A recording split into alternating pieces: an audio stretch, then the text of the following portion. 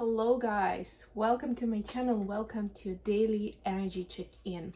As always, we'll be looking at the divine counterpart energies. We'll answer one additional question on the journey, and then finally we'll see how the energy is playing out towards each other and how feminine see masculines and vice versa at the moment. What are the thoughts? What is the vibe? We will start as always with an oracle card, and today I've got the archetype deck.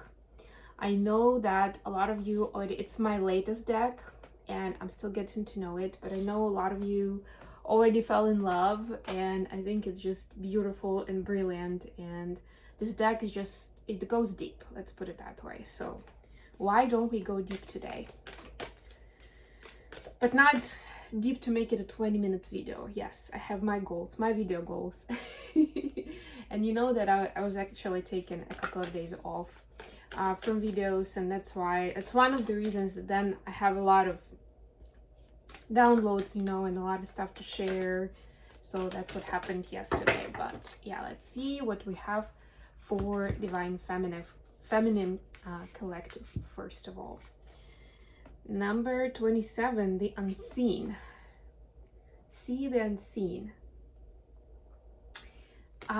I would just say, I'm not gonna go into the book, partly because of the time management of this video, but what immediately comes to me when I'm looking at that card is that a lot of times we don't pay enough attention to the unseen.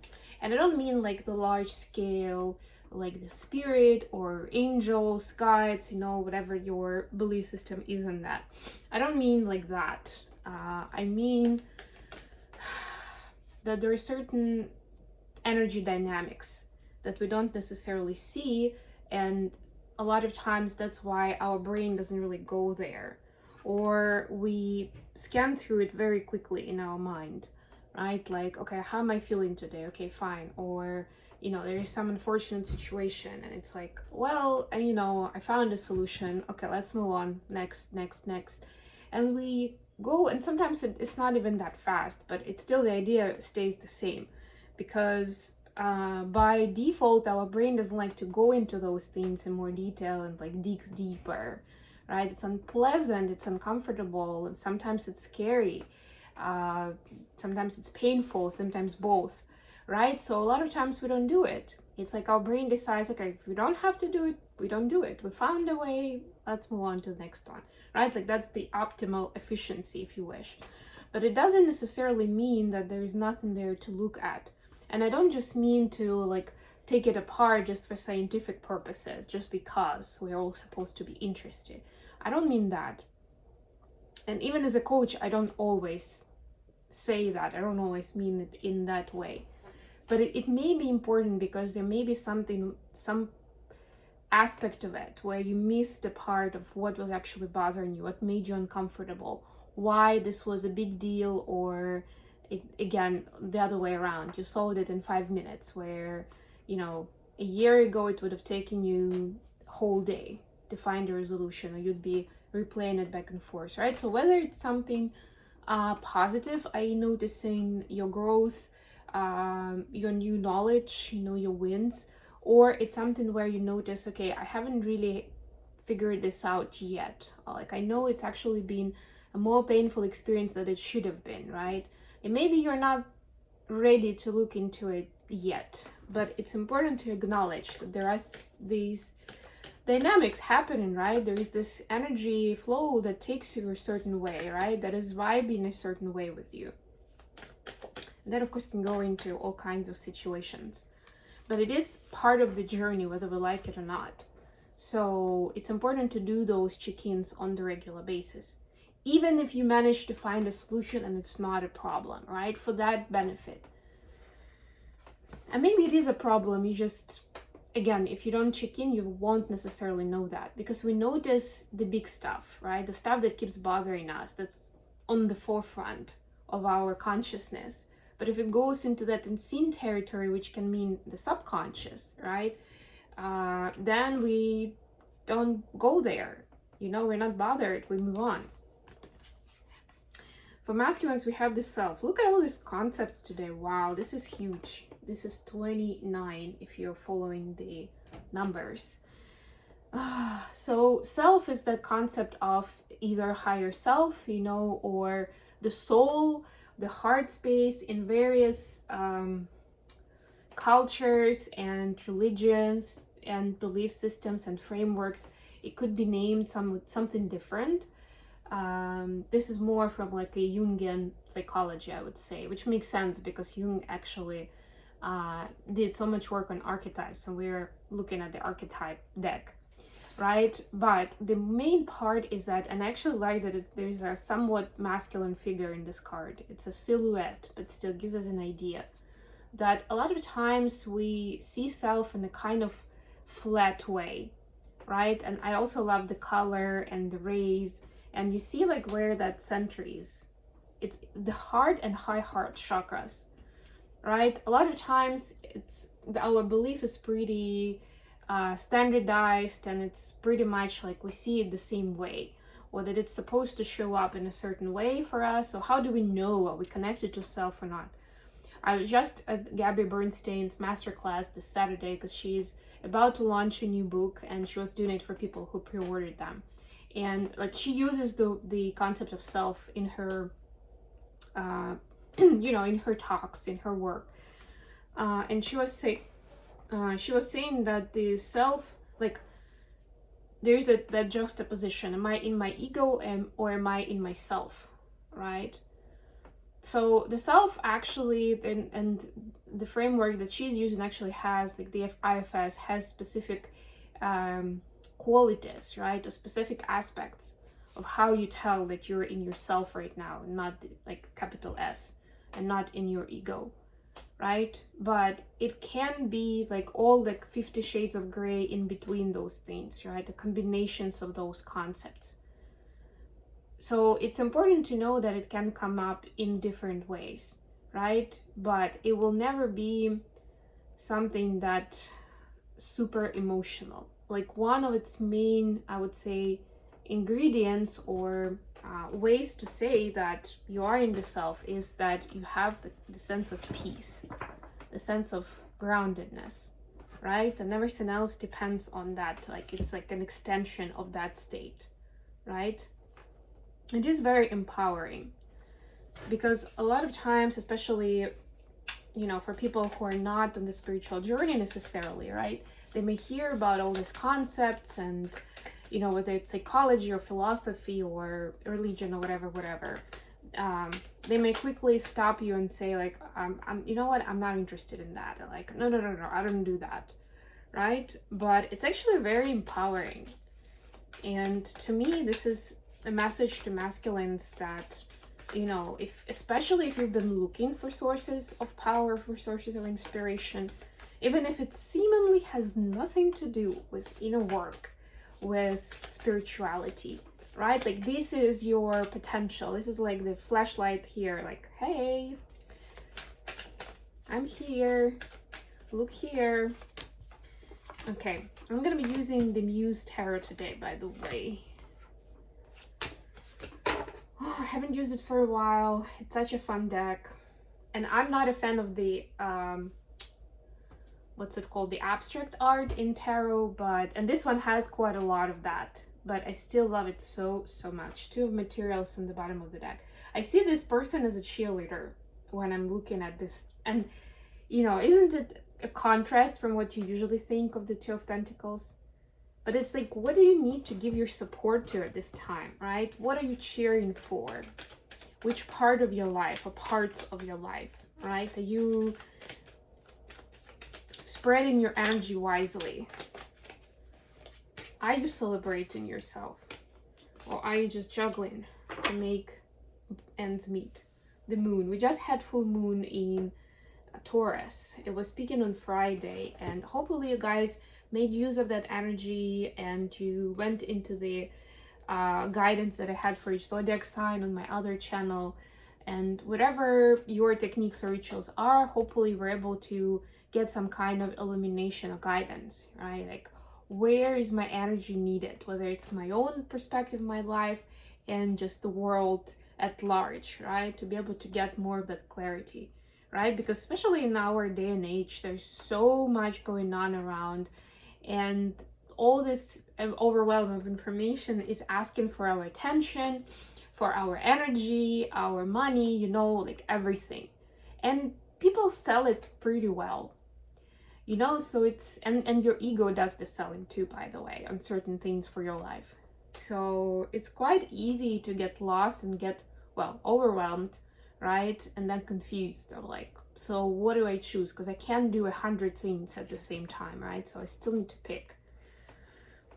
Feminines, your energy, 4 of materials, clarified by 6 of swords. And again, I like that here she's like caressing those roses, and it's like something dear and near to me. Yeah, it's kind of a comfort zone space, which may not always have a good connotation, but right now it's important to almost like reset and understand what does that comfort zone look like for you in a good way, meaning that this 6 of swords confirms this message, that it's important to know what gives you comfort, what creates that space of comfort for you, right? So you can dip into it, you can dive into it when it's needed.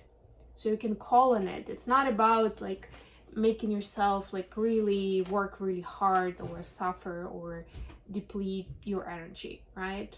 You are supposed to go back to safety, at least from time to time, you know, to recover, to recuperate, and for your nervous system to feel safe, to be able to create, to be able to innovate. There is time for both taking risk and for being in the comfort zone. And I'm immediately going back, my mind is going back to the full moon in Taurus, because Taurus knows how to create comfort, right? It's like the master teacher of all signs around that. And sometimes we, especially in the spiritual path, we're so concentrated on stepping outside of our comfort zone and doing something new and going for something big and ambitious that we sometimes forget the value of that comfort zone. Masculines, you have the Muse of Voices and the Tower. The Muses are the kings in this deck, so this is King of Swords essentially, but it is the Muse of Voices, right? And for me, the Muse of Voices immediately means singing, you know, having the mastery of your voice, if anything else, right? And there is something here that masculines are discovering for themselves of how this mastery manifests. And it's a collective reading, so I can cover all the scenarios, but it's something about using this voice and hearing the voices of others around you. Like understanding how powerful this is, right? And it's called the Muse for a reason, right? It's being inspired by this, right? How much of a difference can somebody's voice make? Whether it's yours or someone else's that you're hearing, it's making a difference in your life, right? Like discovering this power of communication. And by the way, speaking of communication, we are approaching another Mercury retrograde, where basically, I think it starts next Monday, something like that, a week from now. So we're already in the shadow period of that energy. But this is almost like even better time to rediscover all these things. And if you remember, the retrograde is the time for reflection, for introspection, for all these observations, right? So why not? And if you're eager, if you're inspired to play with this concept, to experiment with your voice, this week is the perfect time for it. Additional question, Page of Materials clarified by Ace of Pentacles, essentially same suit, both of them are Pentacles. Yeah, so this is almost like getting too excited about something. That's what I'm getting here. What are we getting so excited about right now? What is there to get very excited about? For the feminines, oof, 8 of Voices, 6 of Cups. Yeah, 8 of Voices, it doesn't even look like something to get excited about, right? But I'm getting that this time is almost over, where you felt like you couldn't use your voice, where you felt like you're getting yourself in trouble with what you're communicating. And instead, this is freeing yourself to just be, to just flow, to just play. You know, it's a Six of Cups, and the children are playing, right? And they're not bought into a specific place to play, specific toys, specific way that they play with them, right? It's like whatever inspiration strikes them, that they just go with it, right? Or then they don't have any more inspiration to play with this toy, so they run away, run off, and do run away doesn't sound good. They run off and do something else, right? It's like this freedom of living in the moment. And that's what's coming in. That's what you should be excited about. Not to have to overthink that, okay, but if I do this, then that is not gonna work. Or if I spend time on this today, then tomorrow I'm gonna face XYZ consequences over there, right? And like all these things of like being a grown-up, quote unquote, right? Just to give you an idea. What should be the masculines excited about?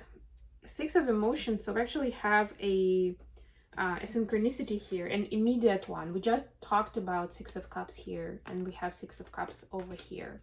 But it comes with the Hierophant on the back of it, right?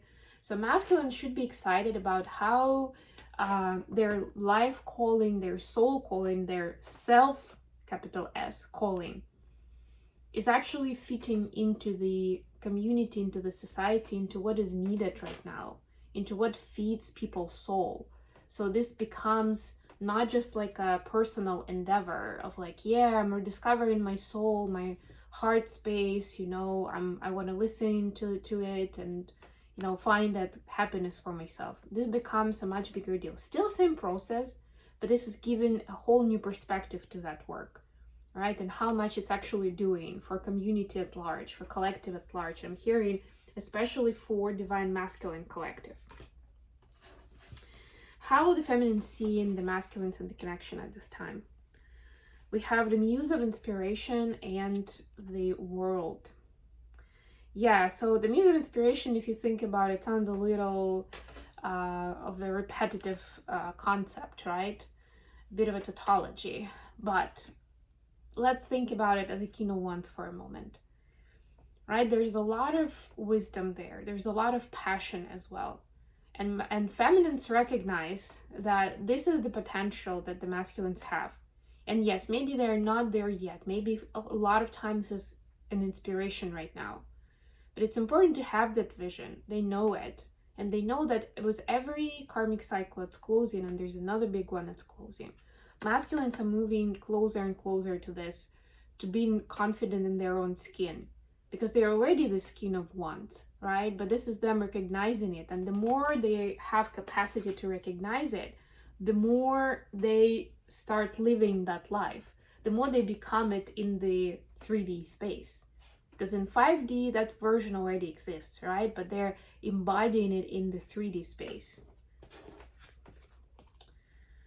How the masculine seeing the feminines and the connection. 10 of Emotions, clarified by Page of Cups. It's such a beautiful card. It's not fully abstract because there are people dancing here. It's like a theater scene, right? And again, this is the emotional fulfillment, but for community. And masculines also see how this love, this the feelings that they have towards the feminine, they actually create something much bigger than the relationship, right? And again, it takes the masculines back into the inner work that they do and the inspiration that they have for that mission, for that project that is bigger than themselves. That's not just about their life. And that goes for the relationship as well, for the connection, for the way that they feel. And they're like, yeah, on the one hand, I feel like a child at this. I don't really feel like I got this. I don't really feel like I have enough to share with others and maybe to teach them. But that's enough at this point, Divine Masculines, right? You're leading by example. And that part of you growing from the Page energy into the King energy, into the Emperor energy, that's a big part of that journey. That's valuable for the community, for the society at large. Because people will want to know, how did you get it done, right? Where did you start from? And that will be a very valuable input for them. Okay, I'm gonna leave it here. Thank you so much for joining me today, guys. If you like the video, don't forget to like it, subscribe to my channel, and leave some comments. Share it with others, you know? I love you all, and until next time,